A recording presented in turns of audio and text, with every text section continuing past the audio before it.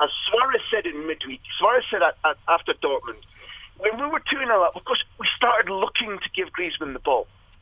It's a closed society between Messi and Suarez, irrespective of how well Griezmann takes up positions, moves around, gets ready, is on his toes, is on form.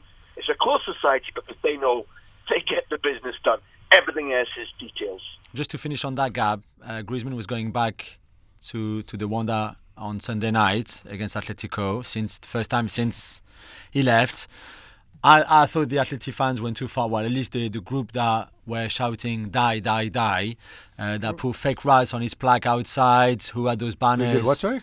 They put fake rats. You know the great players in the history of the club have their plaque with their name outside, and they put fake rats on it. Well, he played 5 years for them. He was one of the greatest. He gave them 5 years. What's wrong in him wanting to play with Messi one day and go to a bigger club? What? So you have to kill him because he wanted to go? I don't know. I will generally always side with the fans on this one. So, I mean, I'm sorry, but I will. What's their beef? That he left for a bigger club and to play with Messi? Yeah, you're basically being told, like, oh, look, I got a better option here. Bye, guys. You know, I mean, I don't. I think, like, I take your point. I don't think the abuse crossed the line. First of all, a bunch of people, the Wanda Metropolitano, singing "Die Griezmann." I'm sure he's heard stuff like this before. He probably didn't even hear it, frankly, even how noisy it was. And they put the rat there. Okay, fine. What do you expect? You negotiate a clause in your contract so that you can leave, and then you leave. 420 million euros. And you basically send a message to your fans: "Hey guys, it's been good, but somebody better comes along and I go and take it." So what? Once you sign for Atletico Madrid, you cannot leave. You have to stay there your whole life. You can't go to a bigger club. Well, but I think that's the reaction when you get a bigger club. You're probably the same guy who thought, "Oh, look, Sol Campbell was well within his rights to move to." I mean, this is the reality. There's no rivalry there between Atletico Madrid. There's no rivalry between Atletico and Barcelona. No, there is, but it's not like if you went to Real Madrid, for example.